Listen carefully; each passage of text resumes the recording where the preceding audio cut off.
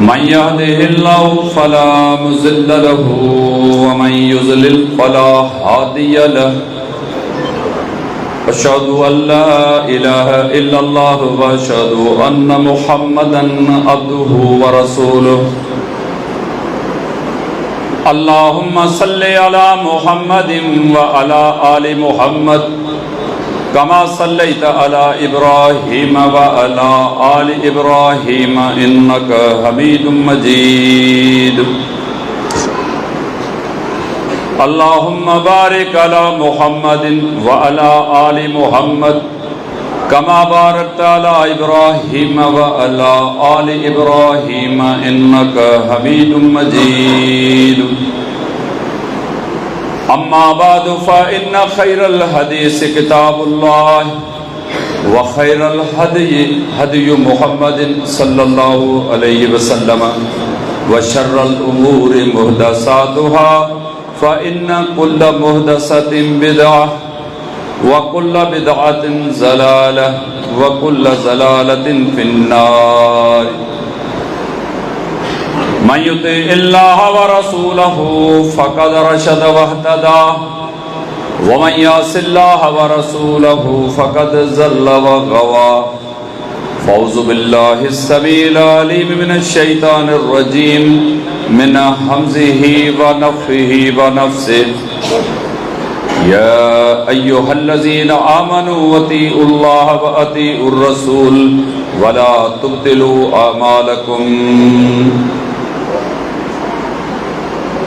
لائق صدر تکریم و تعظیم مولانا ضیاء اللہ ایوبی حافظہ اللہ جامع مسجد دارالسلام اہل حدیث گولاڑچی شہر میں موجود سبنی بزرگن بھائرن دوستن احبابن آئل معزز مہمانن کی خدمت میں دل کے گہرائن سان السلام علیکم ورحمۃ اللہ وبرکاتہ۔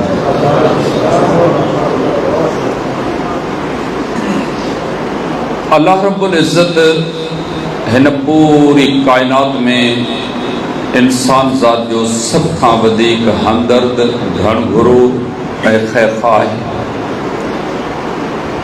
انہیں اللہ اساں کے دنیا کی کامیابی قبر کی کامرانی آخرت کی سرفرازی حاصل کرن جا جے گر رستہ اے طریقہ دسیا ہے انہن تے ہلی کرے اسی اللہ جے رحمت جا حقدار بنجی سکوں تھا جے رب اساں کے ہن دنیا میں کہ مقصد دے لئے موکلیو ہے ان مقصد جی پوئے واری کرن ان پٹاندر پنجی زندگی گزارن ہر مومن مسلمان جے متاں حق کا اللہ رب العزت ہن دنیا میں اساں کے چھو موکلیو ہے قرآن کریم جی تعلیم تھورل لفظن تے مشتمل ہے پر اساں جی سجی حیاتی جو نچوڑ ماحصل کنکلوژن ان آیت مبارکہ جے حصے بھی ہے وما خلقت الجن والانس الا ليعبدون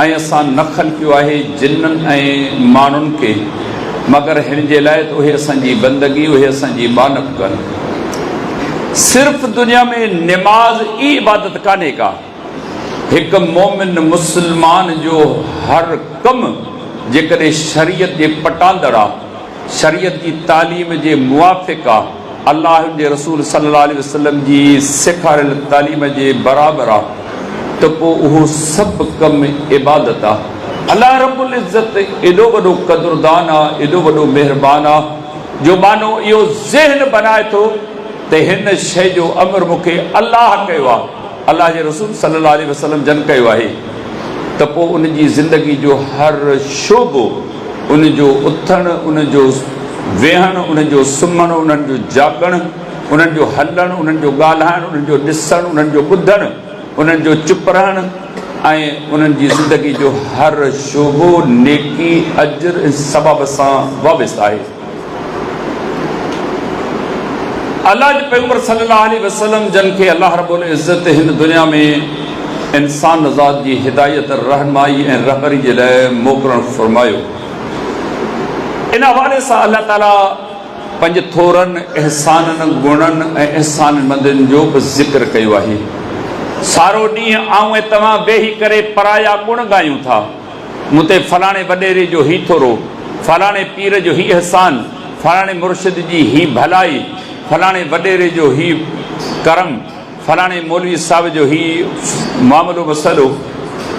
अल्लाह रब्बुल आलमीन असां खां सवालिया अंदाज़ में पुछे थो त कॾहिं इन मुंहिंजी नेमतुनि जी बि का उपकार कई अथव?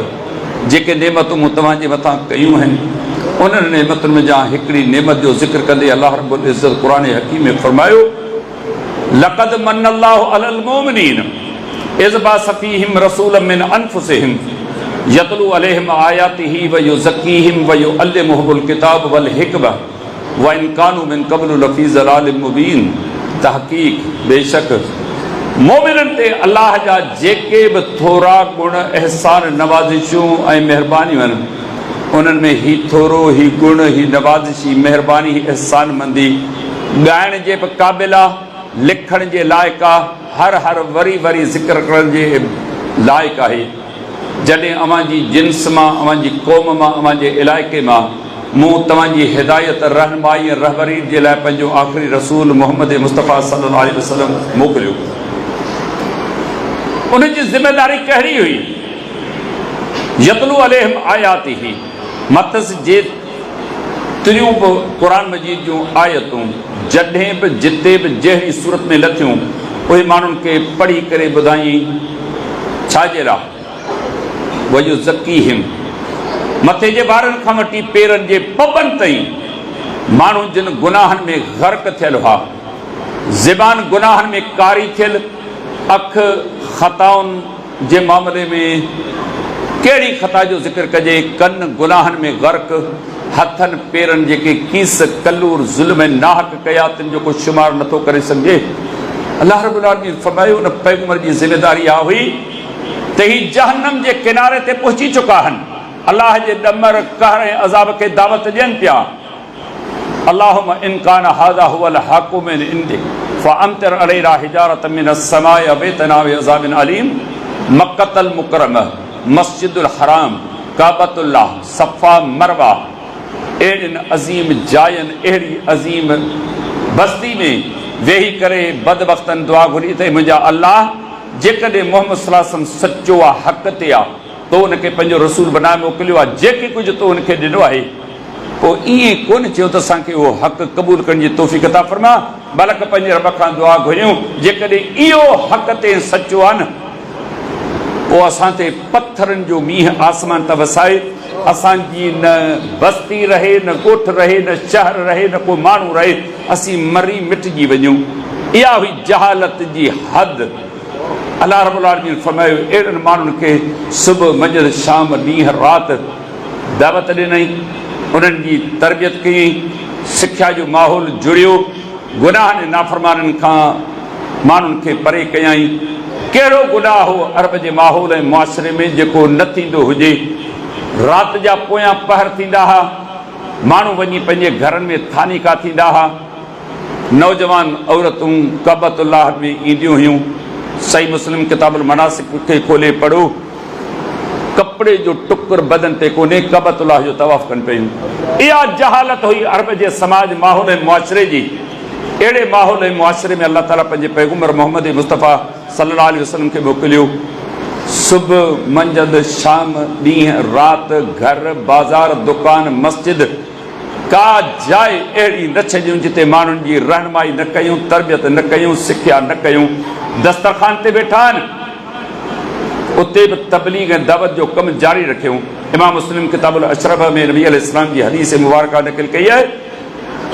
हिकु शख़्स खे ॾिठूं जेको खाॿे हथ सां खाए पियो, पाण आहिस्तगी सां संजीदगी सां उनखे फरमाईं कुल बि यमीनिक, तव्हां साॼे हथ सां खाधो खाओ। छा था सम्झो? कंहिं घड़ी पलक वेठा कोन, इहो ई मिशन, इहो ई मक़सदु खणी आया हुआ।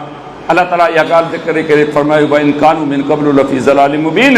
ऐं उन यानी मोहम्मद सल्लल्लाहु अलैहि वसल्लम जे अचण खां अॻु में हिन ज़मीन ते का टुकड़ी, को शहर, को ॻोठ, को इलाइक़ो अहिड़ो न हो जंहिंमें को माण्हू सुधरियल हुजे।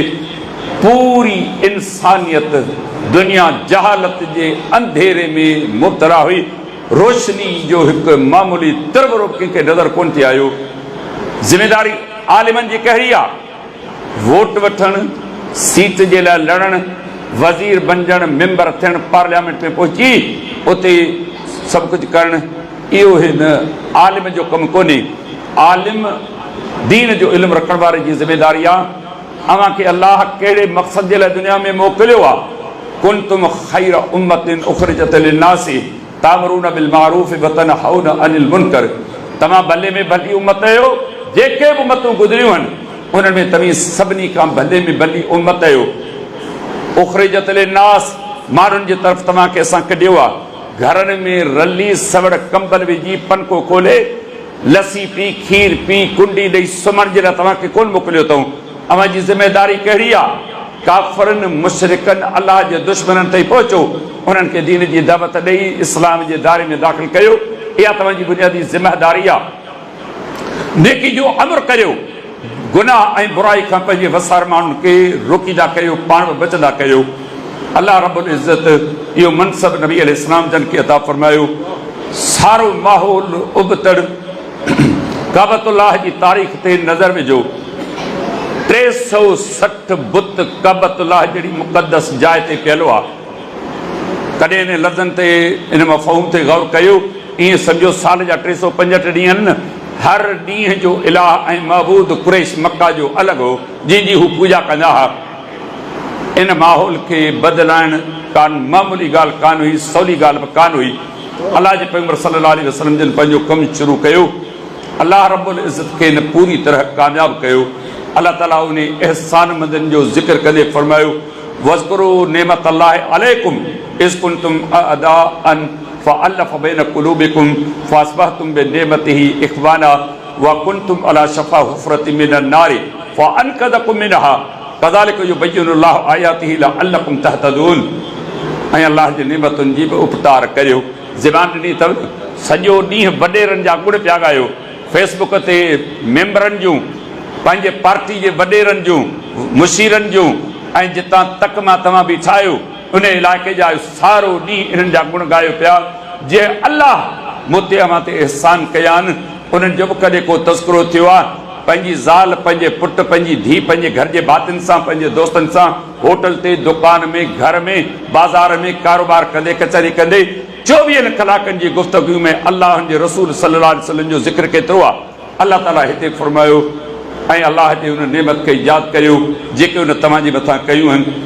जॾहिं अवी हिक ॿिए जा जानी दुश्मन हो, हथ में तलवार खणी हिक ॿिए खे ॻोल्हे पिए, जेको जंहिंखे जिते जहिड़ी हालत में हथ आयो, सिसी उन जी धड़ खां धार थी, उन जे घर में बचड़ा, घर वारा, उन जा नंग जॾहिं राति जा पहर थींदा हुआ न, उब डारींदड़ दाहूं कंदा हुआ जो हिन घर में असांखे संभालण वारो को बचो ई कोन्हे को। उन्हनि जा जोधा जवान उन्हनि जे तलवारुनि जे नज़र थी विया।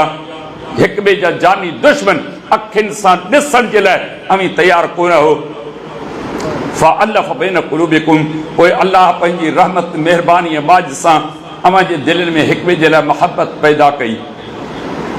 अल्लाह ताला फरमायो, वकुंतुम अला शफ़ा हुफ़रतिन मिनन नार, ऐं तव्हां दोज़ख जे किनारे ते पहुची चुका हो।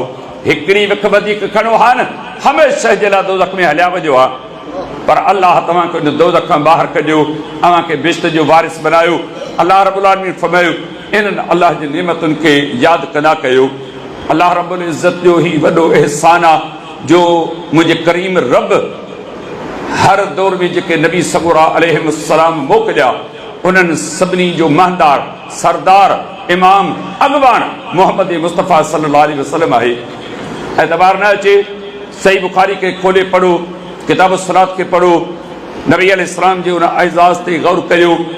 मस्जिद अक़सा जे सहन ते मौजूद आहिनि सभिनी नबियनि ऐं रसूलनि अलैहिस्सलाम खे अल्लाह ताला पंहिंजे हुकुम ऐं हिकमत तहत उते गॾु कयो। मुंहिंजो शूर, मुंहिंजो अक़ल इन ॻाल्हियुनि ते नथो पहुचे, मुंहिंजो ईमान आहे। जाइ निवास ते मोहम्मद मुस्तफ़ा सल्लल्लाहु अलैहि वसल्लम मौजूदु आहे, पोयां सभु नबी मौजूदु आहिनि, उन्हनि सिंधियुनि इक़्तिदा कई आहे। इन वाक़े ते कॾहिं गौर कयो त रब असांखे कहिड़ो नबी ॾिनो आहे जंहिंजी इक़्तिदा, जंहिंजी पैरवी जे लाइ अल्लाह ताला सभिनी नबियनि ऐं रसूलनि अलैहिस्सलाम खे मोकिलियो। दुनिया वारनि खे दरस आहे, अव्हां हिन पैगंबर जी इज़त बि करियो, मदद बि करियो ऐं हर मोड़ ते उन्हनि जी पैरवी बि कंदा कयो।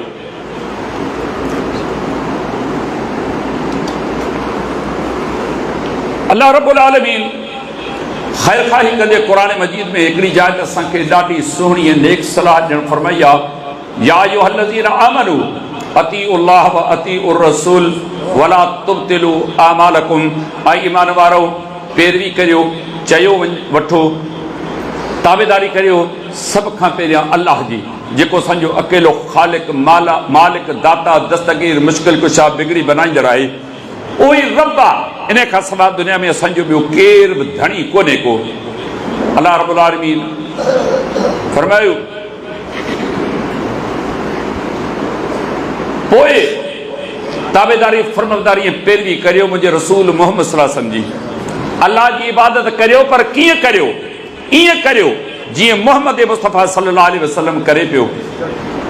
वला तुब्तिलू आमालकुम, ऐं पंहिंजा अमल बर्बाद न कयो। अल्लाह रब्बुल आलमीन बाख़बर कयो, छाजे लाइ? केतिरा माण्हू अहिड़ा आहिनि जेके अमल जे बावजूदि टोटे खसारे नुक़सान में आहिनि। क़ुरान मजीद जो मुतालियो करियो, तव्हांखे ही नसीहत मिलंदी, कुल हल नुनब्बिउकुम बिल अख़्सरीना आमाला अल्लज़ीना ज़ल्ल सअयुहुम फ़िल हयाति दुनिया वहुम यहसबूना अन्नहुम युहसिनूना सुना। चओ नबी सल्लल्लाहु अलैहि वसल्लम, छा तव्हांखे उन्हनि माण्हुनि जी ख़बर न ॿुधायां जेके अमल जे बावजूदि बि टोटे खसारे ऐं नुक़सान में आहिनि? हिकिड़ो त बेअमल आहे, बद किरदार आहे, अलाह सां, अलाह जे घर, अलाह जे दर, क़ुरान हदीस शरीयत सां तर जेतिरो को वास्तो कोन्हे को, बेअमल आहे। पर ॿियो उहो माण्हू आहे जेको मस्जिद सां जुड़ियल, अलाह जे नाले सां जुड़ियल, क़ुरान सां जुड़ियल, निमाज़ सां जुड़ियल, शरीयत जी ताबेदारी फरमाबरदारी सां जुड़ियल आहे, परे बि कोन्हे को। उन शख़्सनि जो हिन जाइ ते ज़िक्र थियो आहे। अल्लाह रब्बुल आलमीन फरमायो, छा तव्हांखे इन्हनि माण्हुनि जी ख़बर न ॿुधायां जेके अमल जे बावजूदि बि टोटे खसारे नुक़सान में आहिनि? उन्हनि जी ज़िंदगी जी सारी मेहनत, जफ़ाकशी, डोड़ डुक सभु गारत तबाह बर्बाद थी वई ऐं पंहिंजे लेखे सम्झनि पिया त असीं ॾाढा मोतबर आहियूं, असांजूं तमामु घणियूं नेकियूं आहिनि, असांजा अमल तमामु घणा आहिनि। अल्लाह रब्बुल आलमीन क़ुरान मजीद में हिकु मौक़े ते फरमायो, आमिलतुन नासिबतुन तस्ला नारन हामिया। अमल करे करे थकी पियो, ज़िंदगी अमल जे मैदान में गुज़री, 40 ॾींहंनि जो चिल्लो कॼई, घर खां दूर रहियो, राति जो थी तहज्जुद जी निमाज़ पढ़ी, ॾींहं जो रोज़े सां हो, ज़बान क़ुरान जी तिलावत में मसरूफ़ हुई, निमाज़ वक़्त ते बाजमात अदा कई, अल्लाह जे रस्ते में सदको ख़ैर कढण में का कमी कोताही कोन कई, सारी ज़िंदगी अमल कयई, पर जॾहिं नतीजो निकितो जहन्नम जी भड़कंदड़ बाह उनजो मुक़दर बनी, हिकिड़ो अमल उन जी निजात ऐं छुटकारे जो सबबु बणिजी कोन सघियो। छाजे लाइ?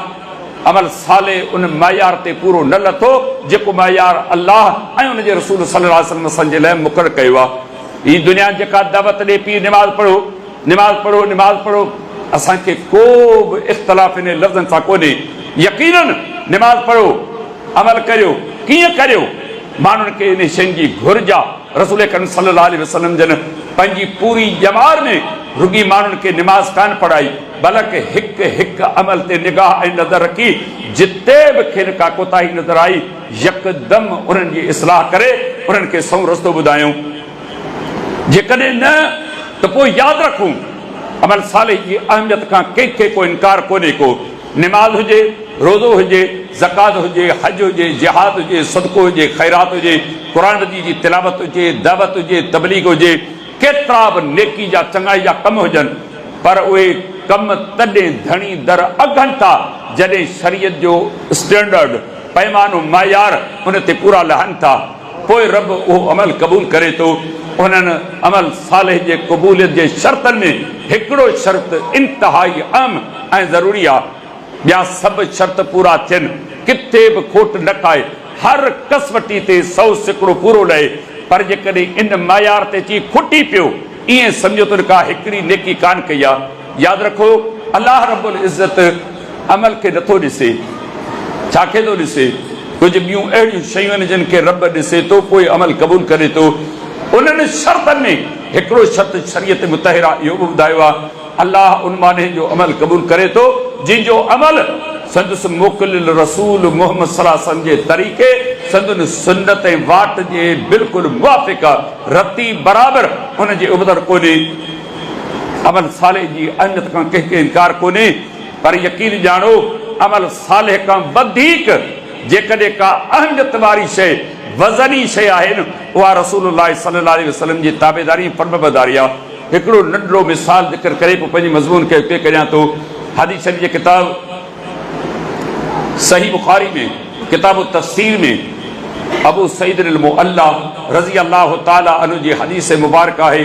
वो बयान करे तो कुंतु उसल्ली फमर बी रसूलुल्लाह सल्लल्लाहु अलैहि वसल्लम फदआनी फलम आतिही हत्ता सल्लई। हिकु भेरे जी ॻाल्हि आहे, आउं मस्जिद में निमाज़ पढ़ी रहियुसि, रसूलुल्लाह सल्लल्लाहु अलैहि वसल्लम जन मूंखे ॾिठो ऐं निमाज़ पढ़ां पियो। पाण फरमायो या बा सईद, मूं सॾु कोन ॾिनो, या बा सईद, मूं सॾु कोन ॾिनो।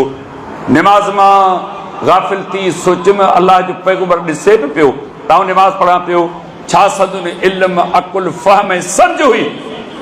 हाणे निमाज़ भञा या नबी अलैहिस्सलाम जन खे जवाबु ॾियां, मूं दिलि में सोचियो त निमाज़ वॾो अमल आहे। नबी अलैहिस्सलाम जी हदीस मुस्नद अहमद में सही सनद सां या साॻी रिवायत इमाम बुखारी ऐं मुस्लिम पंहिंजे सहीहनि में ज़िक्र कई आहे। इन्नल मुसल्ली युनाजी रब्बहू, बेशक निमाज़ी जॾहिं निमाज़ में हुजे थो न, पंहिंजे पालनहार सां मनाजात करे थो, ॻाल्हाए थो, गुफ़्तगू करे थो, जीअं बि पंहिंजे महिमाननि सां कचहरी करियो था।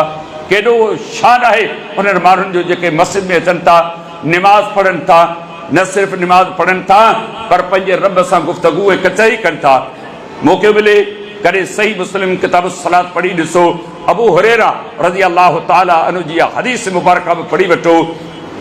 अल्लाह ताला फरमाए थो, हदीस कुदसी आहे, कसमतु सलात बैनी व बैन अब्दी निस्फ़ैन वले अब्दी मा सल, मूं निमाज़ के पंहिंजे ऐं बाने जे विच में अधो अधु तक़सीम कयो आहे, विरहाए छॾियो आहे, अधु मुंहिंजे लाइ, अधु मुंहिंजे बाने जे लाइ।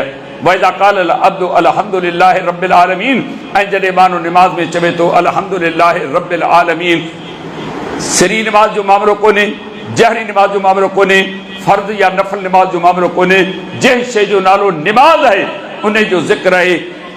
जेको बि माण्हू निमाज़ में सूरतुल फातिहा पढ़े थो, पंहिंजे मक़ाम, पंहिंजे मर्तबे, पंहिंजी बुलंदी, पंहिंजी अज़मत खे निहारे, अर्श ते मुस्तवी अल्लाह उन सां हिकु हिकु आयत ते ॻाल्हाए थो। जॾहिं माण्हू चवे थो अल्हम्दुलिल्लाहि रब्बिल आलमीन, अर्श ते मुस्तवी अल्लाह फरमाए थो हमिदनी अब्दी, बाने ज़मीन ते मुंहिंजी हमद, मुंहिंजी साराह, मुंहिंजी वाखाण बयानु कई आहे। हिकु हिकु आयत ते अल्लाह जवाबु ॾिए थो। जेके चुप करे बीठा आहिनि, निमाज़ में सूरतुल फातिहा नथा पढ़नि, ईअं सम्झो था त रब इन्हनि सां ॻाल्हाईंदो, गुफ़्तगू कंदो, कचहरी कंदो, उन्हनि सां ख़ुशि थींदो। जी न, ख़ुशि उन्हनि काथे थो ॻाल्हाए, उन्हनि सां थो जेके निमाज़ में सूरतुल फातिहा पढ़नि था। ला सलात लिमन लम यक़रो बिफ़ातिहतिल किताब, सही बुखारी में किताब सलात में नबी अलैहिस्सलाम जी हदीस आहे। हर उहो शख़्स जेको निमाज़ पढ़े थो, इनमें सूरतुल फातिहा अलहम्द नथो पढ़े, मुंहिंजी निमाज़ कान्हे। निमाज़ पढ़े थो, रब वटि क़द्र ऐं क़ीमत ॾिसो, मुंहिंजो करीम रब हिकु हिकु आयत उन सां ॻाल्हाए थो। केॾो वॾो चोटी जो अमल आहे। अबू सईद अल मुअल्ला रज़ी अल्लाह अन्हु फरमायो, मूं सोचियो निमाज़ वॾो कमु आहे, अल्लाह जो पैगंबर मस्जिद नबी में आहे, मिलां थो जे घर हलिया विया, वञी करे सॾु ॾियां थो, जेको कमु चयूं मुंहिंजे अखियुनि ते आहे। मूं निमाज़ कान भॻी, निमाज़ पूरी कयूं, अची संदुर ख़िदमत में हाज़िर थियुसि। पाण सवाल कयूं त मुंहिंजो सॾु कोन ॿुधई, छो जवाबु कोन ॾिनई। मूं अर्ज़ु कयो कुंतु उसल्ली, ऐं निमाज़ पढ़ी रहियो हुउसि। यकीन नबी अलैहिस्सलाम जन ॾिठो, पाण फरमायूं अलम यक़ुलिल्लाह, छा तो अल्लाह ताला जो फरमान क़ुरान मजीद में कोन पढ़ियो आहे, या अय्युहल्लज़ीना आमनू इस्तजीबू लिल्लाहि व लिर्रसूलि इज़ा दआकुम, ऐं ईमान वारो सॾु ॾियो अल्लाह खे ऐं सॾु ॾियो उन जे रसूल सल्लल्लाहु अलैहि वसल्लम खे, इज़ा दआकुम, जॾहिं बि तव्हांखे सॾीनि, निमाज़ में हुजो, घर में हुजो, दुकान ते हुजो, दोस्त सां वेठा हुजो, अल्लाह जे रसूल सल्लल्लाहु अलैहि वसल्लम जो सॾु थिए, सभिनी कमनि खे छॾे उन्हनि खे सॾु ॾींदा कयो। छा था सम्झो, केॾा निमाज़ वई, केॾा ख़ुशू वियो, अल्लाह जो तक़र्रुब, अल्लाह जी वेझराई केॾा वई। हीअ हदीस मुबारक दर्स ॾिए थी त इबादतुनि खां वधीक वज़नी अहमियत वारी शइ रसूलुल्लाह सल्लल्लाहु अलैहि वसल्लम जी ताबेदारी ऐं फर्मबरदारी आहे। जेकॾहिं इहा अमल में आहे ऐं ॿिया शर्त बि आहिनि त उहा नेकी अल्लाह वटि मथे पहुचे थी, अघे थी, अजर सवाब वारी बणिजे थी।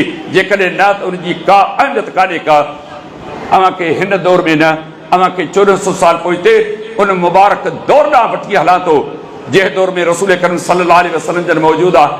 हदीस शरीफ जे किताब सही मुस्लिम में किताबुल मनासिक में सैयदना जाबिर बिन अब्दुल्लाह रज़ी अल्लाहु अन्हुमा खां हिकु डिघी हदीस मुबारका हजतुल वदा जे नाले सां मारूफ़ आहे। उन जा लफ़्ज़नि त नबी अलैहिस्सलाम जन मदीनतुल मुनव्वरह में इहो ऐलान फरमायो ऐं ईंदड़ साल काबतुल्लाह जो हज करियां थो। पाण नबी अलैहिस्सलाम जन 4 उमरा हिकिड़ो हज पूरी उमिरि में कयो। इहो ऐलान जॾहिं पाण कयूं माण्हुनि ताईं ख़बर पहुती त पाण ईंदड़ साल काबतुल्लाह हज जे लाइ रवाना थियनि था। पोइ जॾहिं हज जा ॾिहाड़ा आया, ज़िलक़द जो महीनो आयो, जाबिर बिन अब्दुल्लाह रज़ी अल्लाहु अन्हुमा फरमाए थो फ़क़दिमल मदीनत बशरुन कसीरुन कुल्लुहुम यल्तमिस अन यअतम बि रसूलिल्लाहि सल्लल्लाहु अलैहि वसल्लम व यामल बिसर अमलिही। पोइ मदीने में माण्हुनि जो हिकु वॾो अंग वॾो तादाद अची इकठे थियो। कीअं माण्हू हा नज़र तू इला मद्दे बसरी बैन यदैहि मिन राकिबिन व माशिन अन यमीनिही मिसल ज़ालिक व अन यसारिही मिसल ज़ालिक व मिन ख़ल्फ़ी मिसल ज़ालिक। अॻियां माण्हू, पुठियां माण्हू, सॼे माण्हू, खॿे माण्हू, जेसीं ताईं सिहतमंद माण्हू जी नज़र पई थियनि तेसि ताईं माण्हू ई माण्हू हुआ। ऐं रसूलुल्लाह सल्लल्लाहु अलैहि वसल्लम जन माण्हुनि जे विच में हुआ। हर हज कंदड़ जी निगाह रसूल करीम सल्लल्लाहु अलैहि वसल्लम जन ते खुतल हुई। पाण कहिड़ी जाइ ते इहराम ॿधो अथनि, गुस्ल कीअं कयो अथनि, इहराम कीअं ॿधो अथनि ऐं लब्बैक कीअं चई अथनि। हर माण्हू जी निगाह मथनि खुतल हुई। ऐं नाला वठंदुसि वक़्तु सरफ़ थी वेंदो। कहिड़ी शख़्सियत कान हुई नबी अलैहिस्सलाम जन सां, पर नबी अलैहिस्सलाम जन जे हूंदे अबू बकर सिद्दीक़ रज़ियल्लाहु अन्हु ते नज़र कान खुती। अधु दुनिया जे फातिह उमर रज़ियल्लाहु अन्हु ॾे कंहिं कोन निहारियो। जंहिंजे लाइ अलाह जे कयूं फरमायो त उस्मान खां अलाह जा फ़रिश्ता हया कनि था न, ओॾां बि कंहिं कोन ॾिठो। अली रज़ियल्लाहु अन्हु जे लाइ नबी अलैहिस्सलाम जन फरमायो थी उहा शख़्सियत आहे जेको अलाह जे रसूल सां मोहबत करे थो या अलाह जो रसूलनि सां मोहबत कनि था। हसनैन करीमैन रज़ी अल्लाह ताला अन्हुमा जो पीउ आहे। केॾी अज़मतूं आहिनि।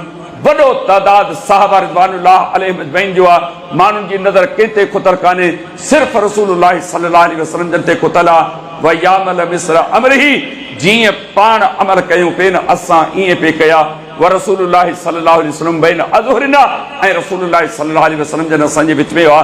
खेनि ॾिठोसीं पिए जीअं कयूं पिए न। असां मां कंहिं माण्हू माज़ी जो किसो यादि कोन कयो। साईं उमिरो हज त असां अॻु में बि कयो, असांजे वालिदैन कयो, उन्हनि ते कम कोन कया। इहे तव्हांखे ठहंदा आहिनि। उन्हनि खे ख़बर हुई उहे सभु शयूं बातिल थी चुकियूं आहिनि। अॼु हज ऐं उमिरो जेको कंदासूं न इहो ई कारगर बणिबो। तव्हांजो नबी अलैहिस्सलाम जन हज तां वापसि वरिया। इहे सभु नसीहतूं असांखे दरस ॾियनि थियूं। मुस्लमानो, ज़िंदगी जे हर मोड़ ते अवां कंहिंखे साम्हूं रखो। लक़द कान लकुम फी रसूलिल्लाहि उस्वतुन हसना। तहक़ीक़ रसूलुल्लाह सल्लल्लाहु अलैहि वसल्लम जी ज़िंदगी में अवां जे लाइ इंतिहाई उम्दे क़िस्म जी पैरवी आहे। पीउ जंहिंजो तुख़्म हुयूं, जीजल अमर जंहिंजी थञ धाती अथऊं, 2 साल उनजी सीने सां चिमड़ियल आहियूं। पेशाब धोतई, पायखानो साफ़ कयईं, अंगल आरा कयईं, नक जी सिंग साफ़ कयईं ऐं चुमियूं ॾिनई, भाकुर पातई। उन लाइ बि मोहबत आहे। बाबा जे लाइ इज़त आहे, भाइरनि लाइ मोहबत आहे। भेणूं जेके दुआगू आहिनि इन्हनि जे लाइ बि जीअं में जाइ आहे। पाड़े वारा मिट माइटनि क़ुर्बान थियनि था, उन्हनि जा बि थोराइता आहियूं। ॻोठ जो वॾो, क़ौम जो वॾो, इलाइक़े जो वॾो, मुल्क जो वॾो, सारी दुनिया जे सभिनी माण्हुनि खे इकठो कयो। पर अलाह रब्बुल इज़्ज़त ख़ुशि तॾहिं थिए थो जॾहिं बानो अमल करे। अमल करण खां बाद ॿियनि शर्तनि सां गॾु रसूलुल्लाह सल्लल्लाहु अलैहि वसल्लम जी विक विक ते पैरवी करे। ॼाणी बाणी जेकॾहिं कंहिं जाइ ते रसूल करीम सल्लल्लाहु अलैहि वसल्लम जी मुखालिफ़त कयईं, पोइ उन्हनि जो अंजाम छा थो थिए। फलियहज़र लज़ीना युखालिफून अन अमरिही अन तुसीबहुम फितनतुन औ युसीबहुम अज़ाबुन अलीम। पोइ उन्हनि माण्हुनि खे हिन ॻाल्हि खां डिॼणु खपे कंहिंखे जेके अलाह जे रसूल सल्लल्लाहु अलैहि वसल्लम जे हुकुम अचण खां पोइ बि उनजी मुखालिफ़त कनि था न। थी सघे थो अलाह दुनिया में कंहिं फितने, आज़माइश, मुसीबत में उनखे फासाए। जेकॾहिं रब मोहलत ॾिनी न, क़बर जो अज़ाब, क़यामत जो ॾुखो ईंदड़ अज़ाब त परे कोन्हे, उहो ज़रूरु उनखे नसीब थींदो। रसूल जी नाफ़रमानी करण का नंढड़ी ॻाल्हि आहे। ऐं तव्हां ग़ौर कयूं, रसूल खे नाराज़ करे, रसूल जी सुन्नत खे छॾे उबतड़ अमल कयूं, अलाह क़बूल कंदो? यकीन ॼाणो कुन कंदो रब गवाही ॾिनी वला तुब्तिलू अमालकुम ऐं पंहिंजे अमलनि खे बर्बाद न कदा कयो। निमाज़ जी केॾी शरई हैसियत आहे, मूंखे बि को इनकार कोन्हे। माफ़ कजो, मुख़्तलिफ़ मकतबे फ़िक्र जा माण्हू आया आहियो, दिलि जे गहराइनि सां तव्हांखे भली कार चइजे थी, तव्हांजे लाइ अदब आहे, एहतराम आहे। को देवबंदी मकतबे फ़िक्र जो हूंदो, को बरेलवी हज़रात सां वाबस्ता आहे, को अहल तशय्युद जो हुजे, को कंहिं तंज़ीम सां लॻापियल हुजे। ऐं तमामु मां कंहिंजो नालो कोन थो वठां, अव्हांखे 1400 साल पोइते वठी हलां थो उन मुबारक दौर में जंहिं दौर में क़ुर लथो थिए, रसूल करीम सल्लल्लाहु अलैहि वसल्लम जन माण्हुनि जे विच में मौजूदु हुआ। हिकु हिकु शइ ते निगाह हुई, अक़ीदे में मामूली क़िस्म जो को झोल पैदा थियण जो डपु थियो। अलाह जे नबी अलैहिस्सलाम जन इस्लाह कई। तव्हां किताब निकाह सही बुखारी पढ़ी ॾिसो, नंढड़ियूं ॿारड़ियूं आहिनि जिन बुआस वारी लड़ाई जा गीत ॻाता, इहे जेके गीत ॻायो था न, इहे न, उन्हनि उहे शयूं ज़िक्र कयूं। हिकिड़ी ॻाल्हि इहा चयूं त साम्हूं हिकु अहिड़ो नबी आहे जंहिंखे ख़बर आहे त सुभाणे छा थींदो। मासूम ॿारड़ियूं नंढड़ियूं, नबी अलैहिस्सलाम जन उन्हनि जे मथे ते शफ़क़त जो तकीफ़ फरमायो, ईअं न चओ, आऊं ग़ैब जो इल्मु कोन थो ॼाणा, ग़ैब जो इल्मु सिर्फ़ु हिकिड़े अलाह खे आहे। उन्हनि मासूम ॿारनि जी बि सलाह कयूं। हिकु हिकु शइ, अमल, ॻाल्हाइणु, गुफ़्तगू, खाइणु पीअणु, चोड़ण माण्हुनि ते संदन निगाह कुतल हुई। निमाज़ केॾो चोटी जो अमल आहे। इहो अमल अलाह रब्बुल इज़्ज़त वॾो मक़ाम आणे थो। निमाज़ जी शरई हैसियत ज़िक्र नथो करियां। अलाह रब्बुल आलमीन असांखे हिन क़ुर जी आयत ऐं नबी अलैहिस्सलाम जे फ़रमान जे ज़रिया नसीहत कई आहे, अव्हांजी हर नेकी धणी दर तॾहिं अॻंदी जॾहिं मुहम्मद मुस्तफ़ा सल्लल्लाहु अलैहि वसल्लम जी मोहर तस्दीक़ उन ते मौजूदु आहे। सिर्फ़ु हिकिड़ी हदीस ज़िक्र करियां थो। सही बुखारी में किताब निकाह में, सही मुस्लिम में किताब निकाह में सैयदना अनस रज़ी अल्लाह ताला अन्हु जी हदीस मुबारक आहे। वो बयान करे थो, जा सलासतो रहतिन इला बुयूते अज़वाज नबी सल्लल्लाहु अलैहि वसल्लम, 3 सहाबा रज़ी अल्लाह अन्हुम जमात करे नबी अलैहिस्सलाम जे घर आया त खां राति जी इबादत जे बारे में सवाल करियूं त पाण केॾी महिल उथनि था, वुज़ू कीअं कनि था, केतिरी निमाज़ पढ़नि था, उनमें रुकू सजदा कीअं कनि था, कहिड़ियूं दुआऊं पढ़नि था। इहो तफ़सील मालूम करण जे लाइ नबी अलैहिस्सलाम जन वटि आया, पर इतफ़ाक़ इहो थियो जो नबी अलैहिस्सलाम जन घर कोन हुआ।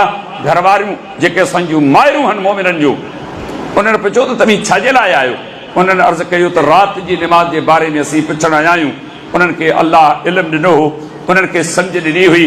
उन्हनि खे उन्हनि जे सवालनि जा जवाब ॾिना। छा पंहिंजे घर में पाण माहौल जोड़ियो आहे? छा पंहिंजी ज़ाल, पंहिंजी धीउ, पंहिंजे पुटु, पंहिंजी नुंहुं जी का इस्लाह कई अथऊं?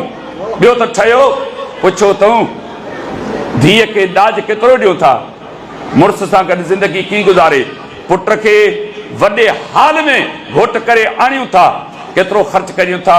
उनखे इहा ॻाल्हि सम्झाए थो, पुट जॾहिं घरवारी सां हम बिस्तर थिए त कहिड़ी दुआ पढ़िजे, का तरबियत कई अथऊं, का सिख्या जो माहौल घर में जुड़ियल आहे। यकीन ॼाणो, जेकॾहिं संजीदगी सां गौर कयूं था न, शरई गुस्ल जी बि असांजे घर वारनि खे ख़बर कान्हे का, जो असां कॾहिं इन शयुनि जे तरफ़ तवजो कोन कयो आहे। इहे सवाल खणी आया नबी अलैहिस्सलाम जन, उन्हनि जे घर वारनि उन्हनि जी तरबियत कई, मुतमइन थिया, ख़ुशि थिया त असांखे सवालनि जा जवाब मिलिया। पर उते बीह करे चयूं, फलम्मा उख़बिरू कअन्नहुम तक़ालूहा, अनस रज़ी अल्लाह अन्हु फरमायो, पोइ जॾहिं उन्हनि नबी अलैहिस्सलाम जे मामूलात जी ख़बर वरिती न, ॼण त उनखे थोरो सम्झायूं। छा चयूं? ऐन नहनु मिन नबी सल्लल्लाहु अलैहि वसल्लम वक़द गफ़रल्लाहु मा तक़द्दम मिन ज़ंबिही वमा तअख़र, किथे रसूलुल्लाह सल्लल्लाहु अलैहि वसल्लम जन जी ज़ाते गिरामी ऐं किथे असीं त गुनाहनि में मथे जे वारनि खां वठी पेरनि जे पॿनि ताईं फाथल आहियूं। हीअ त गुनाहनि खां मासूम आहे। 40 साल नबूवत जा को गुनाह जो कमु कंहिं कोन ज़ाहिर कयो, ऐं 23 साल नबूवत जा कंहिं माण्हू मतन कंहिं बेअमली जे लाइ आङुर उभी कान कई। केॾी पाकीज़ा ज़िंदगी आहे, तॾहिं त पाण थोरा अमल कनि था। असीं वधीक अमल कयूं, वधीक नेकियूं कयूं। हिकिड़े छा चयो, अम्मा अन फउसल्लि लैल अबदा, अॼु खां पोइ आऊं राति जो सुम्हंदुसि कोन, सारी राति पंहिंजे पानहार जे साम्हूं क़याम रुकू सजदा कंदे गुज़ारींदुसि। ॿिए छा चयो, व अन असूमु दहर फला उफ़्तिर, अॼु खां पोइ रमज़ान जा रोज़ा तूं फ़र्ज़ आहिनि, हर ॾींहं ते मूंखे रोज़ो हूंदो। 11 महीना रोज़े जी हालत में रहनि, छा था सम्झो का नंढड़ी ॻाल्हि आहे? केॾो वॾो अज़्म आहे, केॾो वॾो जज़्बो आहे, केॾो वॾो शौक़ु आहे, विलविलो आहे इन्हनि जे नियतुनि दिलनि में। ऐं टे चयो फला त ज़बजु निसा, ऐं शादी कोन कंदुसि, ज़ाल ईंदी औलाद थींदो, इन्हनि जे मशगूल मसरूफ़ियतुनि में फासी ॾींदुसि ऐं असीं निमाज़ ऐं जमात ऐं इबादत में पोइ रहिजी वेंदा। आहे या न? ॿारो गले लॻल आहे, बांग आई आहे, रकात हिकिड़ी निकिरी वई, सुनतूं निकिरी वयूं, दोस्त वेठो आहे, निमाज़ निकिरी वई, दुकान ते माण्हू हथ में 500,000 जा नोट जलियो बीठा आहिनि, इहे छॾे दरवाज़ो बंदि करे मस्जिद में वञण खां सवली ॻाल्हि आहे। फितरनि जी दुनिया आहे। हिननि माण्हुनि खे अलाह केॾी तक़वा परहेज़गारी ॾिनी हुई। न हो बांस न बजे बांसरी, न हुजे ज़ाल, न हुजनि ॿार, ज़िंदगी अलाह जी फरमाबरदारी में गुज़री। केॾा नेक जज़्बा हुआ, केॾा भला इरादा हुआ। नबी अलैहिस्सलाम जन घर आया, संदन घर वारनि पूरो अहवाल ॾिनो। पाण वेठा कोन, आलिमनि खे खपे, मुबल्लिगनि खे खपे, दीन जे दायनि खे खपे जेतिरो वस अथनि माण्हुनि ते पहुचनि, माण्हुनि खे शिरक खां, कुफर खां, बेअमली खां, बेख़बरी जे धुबण मां ॿाहिरि कढनि। नबी अलैहिस्सलाम जन उन वटि पहुता, पाण फरमायूं अंतुमुल लज़ीन कुलतुम कज़ा व कज़ा, छा त बि उहे माण्हू न आहियो जिन मुंहिंजे घर वारनि जे साम्हूं हिन हिन हिन क़िस्म जूं ॻाल्हियूं कयूं हुयूं। उन्हनि अर्ज़ु कयो त साईं असां बिल्कुलु इहे ॻाल्हियूं कयूं आहिनि। पाण फरमायूं अमा वल्लाहि इन्नी लअख़शाकुम लिल्लाहि व अतक़ाकुम लहू, अलाह जो कसम खणी करे ॻाल्हि कयां थो, धरती ते रहंदड़ जेके बि माण्हू आहिनि उन्हनि सभिनी में ऐं सभिनी खां वधीक मुतक़ी परहेज़गार अलाह जी नाफ़रमानी खां डिॼण वारो आहियां, अलाह जी फरमाबरदारी ताबेदारी करण वारो आहियां। पोइ पाण फरमायूं त आऊं राति जो सुम्हां बि थो ऐं पोइ पहर उथी पंहिंजे पालहार खे परचाइण जी वसार कोशिशि कयां थो, तहज्जुद जी नमाज़ पढ़ां थो ऐं नफ़ली रोज़ा बि रखां थो। ज़िलहज जे पहिरीं तारीख़ खां वठी 9 ज़िलहज ताईं रोज़ा साबित आहिनि। हर सूमर ख़मीस ते संदन रोज़ा साबित आहिनि। मुहर्रमुल हराम जे 9 10 जे रोज़नि जो सबूत आहे। अयामे बीज़ 13 14 15 चंड जी तारीख़ जा रोज़ा नबी अलैहिस्सलाम जन खां साबित आहिनि। ऐं नफ़ली रोज़ा रखां बि थो, छॾियां बि थो। ऐं मुंहिंजूं घरवारियूं आहिनि, उन्हनि मां मूंखे औलाद आहे, घरवारियुनि जूं घुर्जियूं ज़रूरतूं पूरियूं करियां थो, औलाद सां बि मोहबत करियां थो। इहे सभु कम ज़िक्र करे पोइ नबी अलैहिस्सलाम जन फरमायो फमन रागिब अन सुन्नती फलैस मिन्ना, पोइ जेको मुंहिंजी सुन्नत, मुंहिंजे तरीक़े, मुंहिंजे रस्ते, मुंहिंजी वरतल वाट खे छॾे ॿियो को तरीक़ो अख़्तियार कंदो न, जॾहिं क़यामत जो ॾींहुं थींदो ऐं इन जो धणी कोन बस सिफ़ारिश शफ़ात जी उमेद मुंहं में न रखे ऐं अमल सालेह जे क़बूलियत जो टके जो आसिरो न रखे। ऐं तव्हां खां पुछां थो इहा जमात कहिड़ी हुई? सहाबा किराम रिज़वानुल्लाह अलैहिम अजमईन जी जमात हुई जिन पंहिंजे लेखे, पंहिंजी मर्ज़ी, पंहिंजी वणत, पंहिंजी सद, पंहिंजी ख़वाहिश जे बुनियाद ते पंहिंजे रब जी रज़ा ऐं ख़ुशनुदी जी तलब कई। पर नबी जो तरीक़ो कोन हो। नबी अलैहिस्सलाम जन एतिरो कनि हा घुराए, गल ते हथ रखी शाबास ॾियनि हा, थपकी ॾेई चङा अखर चवनि हा। नबी अलैहिस्सलाम जन हिकिड़ो अखर बि उनखे कोन चयो। रहंदी दुनिया जे माण्हुनि खे दरस ॾिनो। जेकॾहिं मोहम्मद मुस्तफ़ा सल्लल्लाहु अलैहि वसल्लम जा सहाबा किराम रिज़वानुल्लाह अलैहिम अजमईन अलाह खे राज़ी करणु घुरनि था न, उहो तॾहिं राज़ी थींदो जॾहिं तव्हां मुंहिंजी ताबेदारी फरमाबरदारी कंदो। कुल इन कुंतुम तुहिब्बून अल्लाह फत्तबिऊनी युहिब्बुकुम अल्लाह, चओ नबी सल्लल्लाहु अलैहि वसल्लम जेकॾहिं तव्हीं चाहियो था अलाह तव्हां सां मोहबत करे न, पोइ छा करियो?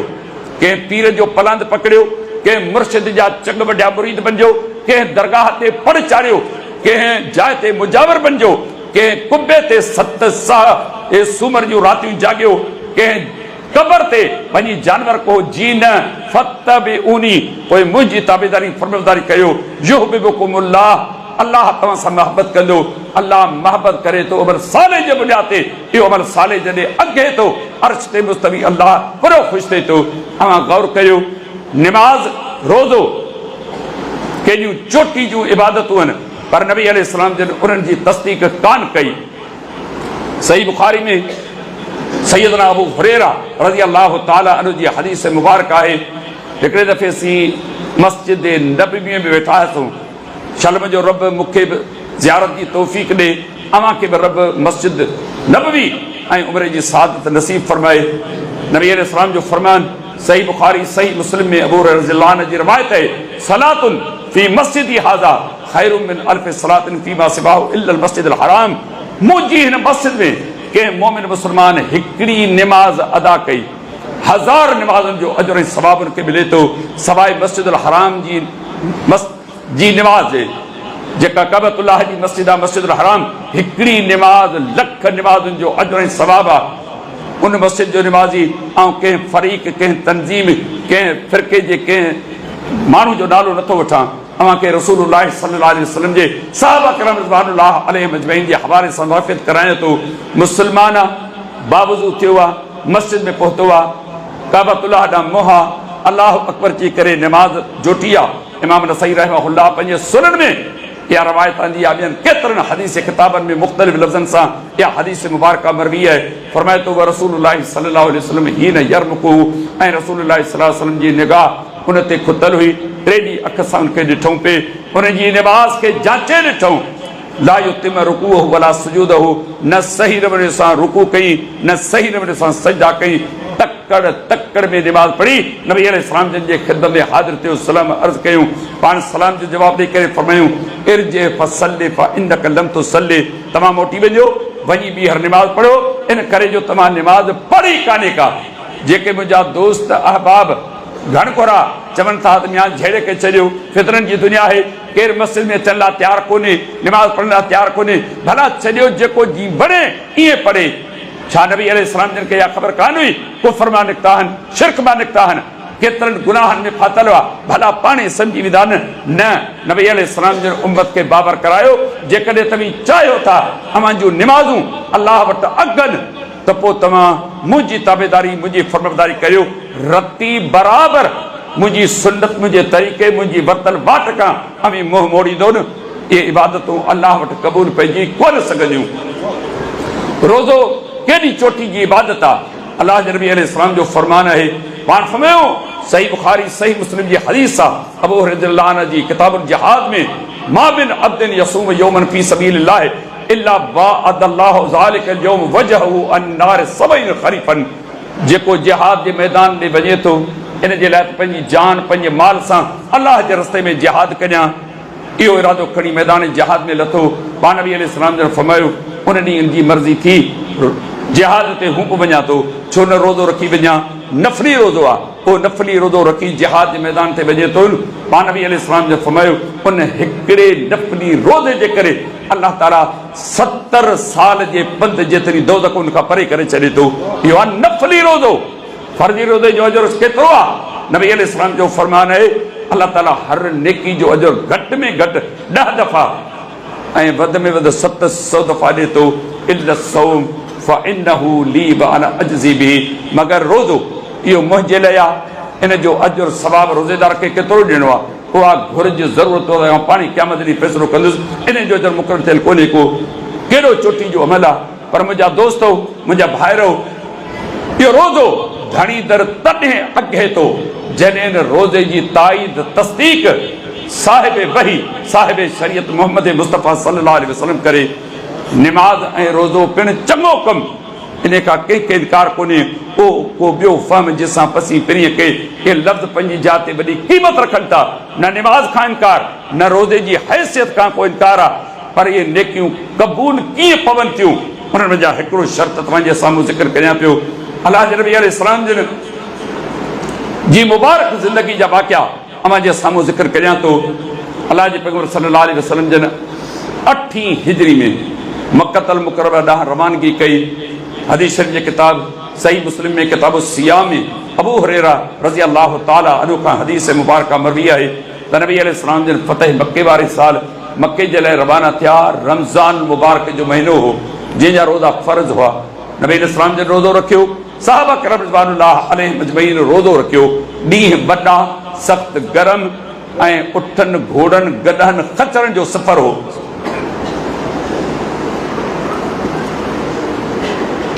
जॾहिं कुराल गमीम नाले हिकु जाइ ते पहुता जीअं तव्हांजो कड़ियो गंगर आहे गोलाड़ची आहे या ॿिया के स्टाफ आहिनि नबी अलैहिस्सलाम जिन खे मालूमात मिली त सहाबा किराम रज़ी अल्लाह अन्हुम सफ़र जे करे रोज़े जी तकलीफ़ उञ बुख जे करे सफ़ा कमज़ोर थी विया आहिनि ऐं उन में हलण जी हाण ॻाल्हाइण जी सघ कान्हे का अलाह रब्बुल इज़्ज़त खे तरस आयो नबी अलैहिस्सलाम जन ॾे वही कयो ऐं पैगंबर इहो फर्दी रोज़ो खोले छॾियो क़ज़ा करियो रमज़ान खां पोइ वरी ॿीहर रखिजो। हुकुम जी तामील कंदे नबी अलैहिस्सलाम जन रोज़ो खोलियो, थाम पाणी जो घुरायूं, सवारी ते सवार हुआ, सदुन इर्द गिर्द जेके माण्हू हुआ, जॾहिं पाण रोज़ो खोलियो न, सभिनी माण्हू रोज़ो खोलियो, सफ़र शुरू थी वियो। बदर में तबियत में तमानियत ताज़गी अची वई। हिकु शख़्स आयो, उन अची अर्ज़ु कयो त अल्लाह जा रसूल सल्लल्लाहु अलैहि वसल्लम अवां रोज़ो खोलियो, इहे अवां सां गॾु जेके रोज़ो खोलियो आहे, पर कुझु माण्हू अहिड़ा आहिनि जिन अञा रोज़ो कोन खोलियो आहे। छाजे लाइ? उन्हनि जी नियत कहिड़ी हुई? ही सफ़र मुबारक आहे, अलाह जे शहर पाक घर मस्जिदुल हराम ॾांहुं वञूं पिया, मके ॾांहुं रवाना थियूं था। जेतिरी तकलीफ़ वधीक ईंदी न, ओतिरो असांखे अजर ऐं सवाबु वधीक मिलंदो। तंहिंजे करे असीं मंज़िल ते पुॼी पंहिंजे वक़्त ते रोज़ो खोलींदासूं। छा था सम्झो? हीउ दीन कंहिंजे अक़ल, कंहिंजी राय, माहौल, मुआसिरे, समाज जे रीतुनि ऐं रस्मुनि जो नालो न आहे। हीउ दीन वही इलाही आहे। आऊं चङो चवां, ॻोठ जो चङो चवे, मौलवी चवे, आलिम चवे, मुजतहिद चवे, मुफ़्ती चवे, जी न, अल्लाह ऐं उनजो रसूल सल्लल्लाहु अलैहि वसल्लम जीअं चवे। पाण नबी अलैहिस्सलाम जी इहा ॻाल्हि ॿुधी पाण एतिरो फरमाईंदा त यार अहिड़नि माण्हुनि खे त मूं वठी अचो, ॾिसां त मुंहिंजी उमत में अलाह कहिड़ा भला माण्हू पैदा कया आहिनि। मूं रोज़ो खोले छॾियो, हिन सारी ख़ल्क़ खोले छॾियो, पर सलाम आहे हिननि माण्हुनि खे इहा उञ या बुख बर्दाश्त कनि पिया ऐं मंज़िल ते रोज़ो खोलण जो इरादो कयो अथनि। नबी अलैहिस्सलाम जन अहिड़ी का बि ॻाल्हि कान कई। पाण फरमायूं उलाइकल उसातो उलाइकल उसात, जेकॾहिं अव्हां खे हिन वक़्तु मुंहिंजा के नाफ़रमान ॾिसणा आहिनि, इहे रोज़ेदार अथव जिन मुंहिंजी सुन्नत, मुंहिंजे तरीक़े, मुंहिंजे उसवे हसरा जी मुखालिफ़त करे रोज़ो न खोलियो आहे, मंज़िल ते पुॼी रोज़ो खोलण जो इरादो कयो आहे।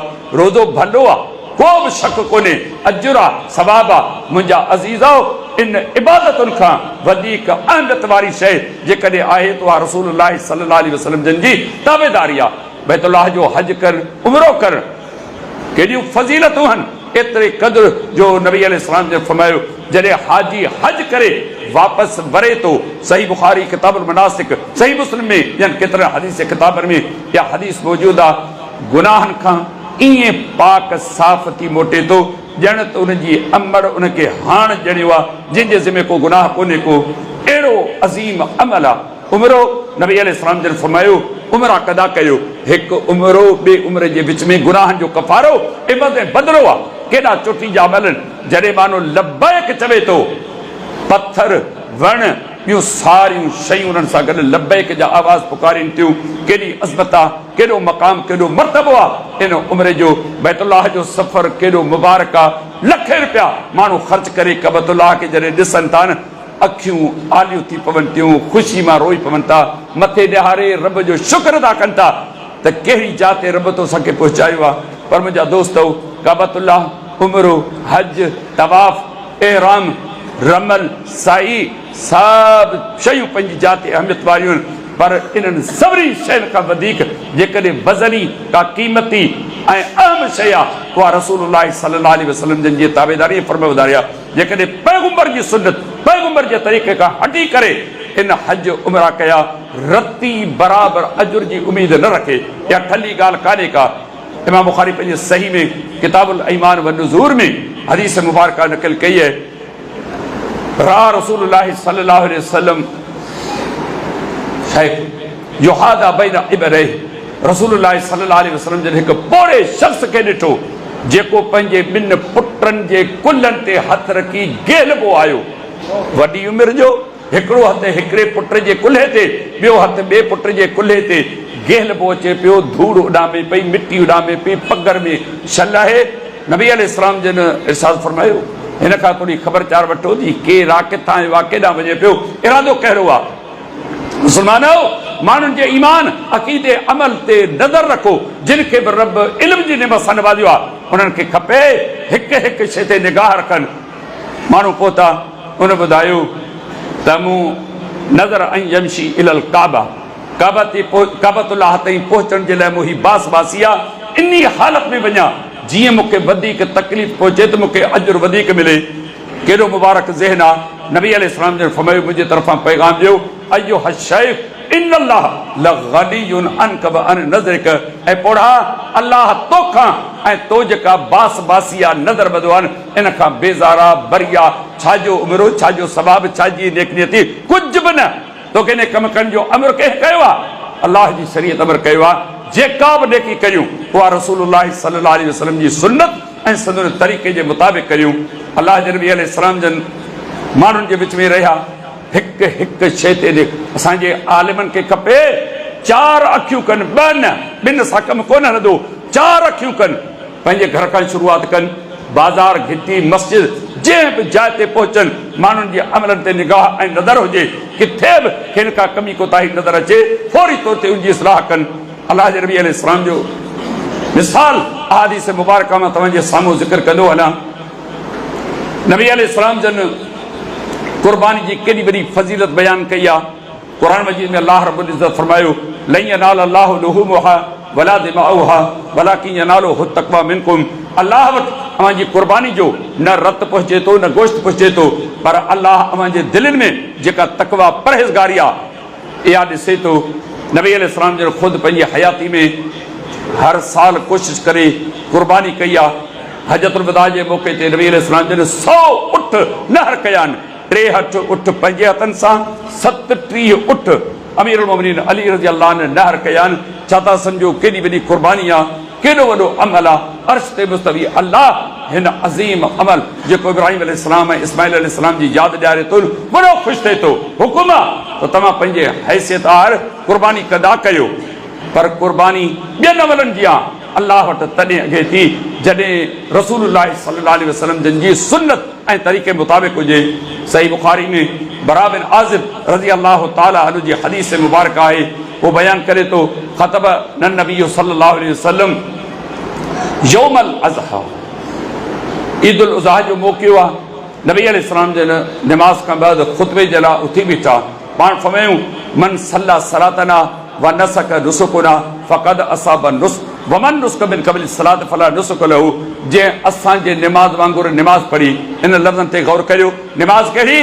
जेका मूं पढ़ी आहे, मूं अबे खां सिखी आहे, अम्मा खां सिखी आहे, पाड़े जे मौलवी खां सिखी आहे, इमाम साहब खां सिखी आहे। ये हदीस मुबारक दर्स ॾे थी निमाज़ ऐं मोहम्मद मुस्तफ़ा सल्लल्लाहु अलैहि वसल्लम जी निमाज़ पाण में ई ॿिटे बराबरि हुजनि। फरमायो जे मुंहिंजी निमाज़ वांगुरु निमाज़ पढ़ी ऐं मुंहिंजे कुर्बानी वांगुरु कुर्बानी कई त तहक़ीक़ उनजी कुर्बानी धणी दर अॻी, पर जेकॾहिं मुंहिंजे कुर्बानी जे वक़्त खां अॻु कंहिं कुर्बानी कई आहे त उनजी कुर्बानी कान्हे। फ़क़ाम अबू बुरदा बिन यारिन ख़ालिल बराओ, बरा बिन आज़िब रज़ी अल्लाह अन्हु जो मामो उथी करे बीठो। अबू बुरदा जो नालो आहे। उन अर्ज़ कयो, या रसूल अल्लाह इन्नी नसक़्तु शाती क़ब्ल सलात, ऐं अल्लाह जा रसूल सल्लल्लाहु अलैहि वसल्लम ऐं राति जो अलाए केॾी महिल उथियो आहियां, मूं कुर्बानी वारी बकरी कुठी आहे। ॿी हदीस अलॻि ज़कर अल जीरानी ही, उन पंहिंजे ग़रीब पाड़ेसनि जो ज़िक्र कयो। उञा बुखिया ग़रीब मिसकीन माण्हू आहे, बाकरो गोश्त ते छा, उन्हनि वीचारनि कॾहिं मामूली क़िस्म जी भाॼी बि कान रधी, एॾी गुरबत हुई। दिलि में इरादो कयुमि त सवेल उथां, बकरी कुहां, इहो गोश्त ग़रीबनि मिसकीननि खे ॾियां, सभ खां पहिरियां इन्हनि जे मैदे में मुंहिंजी कुर्बानी जो गोश्त वञे, पाण बि कुर्बानी कयूं था। ईअं था कयूं, दरवाज़ो बंदि, अंदरां कुंडी ॾिनल आहे, बकर खे सीर पई, खल या मुरई खड़ी, फोलड़ियूं ॿाहिरि, बाक़ी सॼो बकरो पियो आहे फ्रिज में। मज़े सां पिया खाऊं। कुर्बानी कई? हा, कंहिंखे नाले निशान जी बि ख़बर कान्हे का। ही कुर्बानी हुई। जज़्बो ॾिसो, नेकनियती ॾिसो त सभ खां पहिरियां कुर्बानी जो, मुंहिंजी कुर्बानी जो गोश्त हिननि ग़रीबनि जे पेट में वञे। नबी अलैहिस्सलाम जन इहो जज़्बो ॾिठो, पाण फरमायूं तिल्क शात लहमिन अज्जलहु लिअहलिही लैस मिनन नुस्क। इहा बकरी हुई गोश्त वारी जेका तो तकड़ में कुटी आहे। इन बकरी जो कुर्बानी सां अजर ऐं सवाब सां तिर जेतिरो को तालुक़ कोन्हे को। तूं चाहीं तो कुर्बानी करियां, तूं चाहीं तो कुर्बानी जो अजर हासिल करियां, त पोइ तोखे ईअं करिणो पवंदो, पहिरियां निमाज़, निमाज़ खां बाद कुर्बानी। तो अलाए केॾी महिल बकरी कुठी आहे, इहा ठली गोश्त वारी बकरी कुठी आहे। हिकु सहाबी जो अमल पैगंबर जी सुन्नत मुताबिक़ न आहे। नबी अलैहिस्सलाम जन तरदीद करे उम्मत खे दरस ॾिनो, अव्हां जो अक़ीदो कहिड़ो आहे? माफ़ कजो, अव्हां वटि पैगाम खणी आया आहियूं। उलमाए देवबंद जे अक़ीदे जे नाले सां किताब छपियल आहे, इहो पढ़ी त ॾिसो। कॾहिं क़ुरान सुन्नत जे मुक़ाबले में को तकाबरी जाइज़ो करे पेश त करियो। निमाज़ पढ़ूं पिया, निमाज़ुनि जा नाला हनफी निमाज़, मालिकी निमाज़, शाफ़ी निमाज़, हंबली निमाज़, जाफ़री निमाज़। अल्लाह जी ज़मीन ते ही जमात अहल हदीस आहे जेका दुनिया खे दरस ॾी। इबादत करियो, निमाज़ पढ़ो, पर ईअं पढ़ो जीअं रसूलुल्लाह सल्लल्लाहु अलैहि वसल्लम जन सेखारी आहे। मुंहिंजे साम्हूं मोहतरम बुज़ुर्ग नंढा वॾा नौजवान वेठा आहियो, कॾहिं सही बुखारी खणी किताब सलात जो को पेज पढ़ियो आहे, कंहिं हदीस खे अखियुनि जे साम्हूं रखियो आहे, निमाज़ जे तरीक़े खे को चेक कयो आहे? मोबाइलुनि मां, फेसबुक मां, चैटिंग मां असांजी जान छुटे त असीं पंहिंजी इबादत, निमाज़ ऐं रोज़े जो ज़िक्र करियूं। अलाह जे पैगंबर सल्लल्लाहु अलैहि वसल्लम जन उम्मत जे माण्हुनि खे दरस ॾिनो, जेकॾहिं तव्हीं चाहियो था अव्हां जूं नेकियूं धड़ीदड़ अगनि, इहे नेकियूं तव्हांखे दुनिया में कामयाब कनि, अव्हां जी क़बर ता हदे निगाह कुशादी कनि ऐं क़यामत ॾींहुं तव्हीं अलाह जे अर्श जी छांव जा हक़दार बणिजो। हिकु त साले अमल, नेक अमल, चङा अमल करियो। अमल उन शर्त ते पूरा लहनि जेके शर्त शरीयत मुक़ररु कया आहिनि। ख़ासि तौर ते रसूलुल्लाह सल्लल्लाहु अलैहि वसल्लम जी सुन्नत जो लिहाज़ ऐं ख़्यालु रखो। अलाह जी ज़मीन ते जमात अहल हदीस इहो पैगाम ॾिए थी, हर कंहिंजे लाइ जाइज़ हदुनि जे अंदरि इज़त आहे, पर अमल, इबादत, अलाह जी रज़ा, अलाह जी ख़ुशनुदी जे लाइ अमल जो तरीक़ो इमाम अबू हनीफ़ा रहमहुल्लाह जे तरीक़े मुताबिक़ न, इमाम शाफ़ी रहमहुल्लाह जे तरीक़े मुताबिक़ न, इमाम अहमद बिन हंबल रहमहुल्लाह जे तरीक़े मुताबिक़ न, इमाम मालिक रहमहुल्लाह जे तरीक़े मुताबिक़ न, इमाम जाफ़र सादिक रहमहुल्लाह जे तरीक़े मुताबिक़ न, अब्बे अम्मा माहौल मुआशिरे मुर्शिद जे तरीक़े मुताबिक़ न, सिर्फ़ मोहम्मद रसूलुल्लाह सल्लल्लाहु अलैहि वसल्लम जी सुन्नत ऐं सदर तरीक़े जे मुताबिक़ अमल आहे त अल्लाह उनखे क़बूलियत जो दर्जो ॾिए थो। जेकॾहिं न त न उनखे अमल सालेह चइबो, न उन मां का सवाब जी उमेद करे सघे थी। इहो ई पैगाम, इहा ई दावत खणी करे ही नंढड़ा नंढड़ा दीनी प्रोग्राम थियनि था, परे परे खां कही आया आहियो। अव्हांखे हिकिड़ो फ़िक्र फराहम करण जे लाइ मुस्लमानो, ही क़बर जी कामयाबी, आख़िरत जी कामरानी जो मामिलो आहे, का नंढड़ी ॻाल्हि कान्हे। रसूलुल्लाह सल्लल्लाहु अलैहि वसल्लम जी इताअत, ताबेदारी, फ़रमाबरदारी ॼमण खां वठी मरण ताईं जॾहिं का शूर अचे असीं करियूं, मतां ईअं न थिए जो असांजूं कयल नेकियूं ज़ाया थी वञनि ऐं ख़ाली हथे अलाह वटि अची पहुचूं। चल मुंहिंजो रब सभ खां अवल मूंखे, उन खां बाद अवां सभिनी खे इहा सुरत, इहा सम्झ, इहो फ़हम था करे, उन खां पोइ अमल ऐं उन में इख़लास जी नियत था फ़रमाए। अक़ूल क़ौली हाज़ा अस्तग़फ़िरुल्लाह ली व लकुम सारिल मुस्लिमीन व आख़िर दवाहुम अनिल हम्दुलिल्लाहि रब्बिल आलमीन। ऐं तहे दिलि सां मोहतरम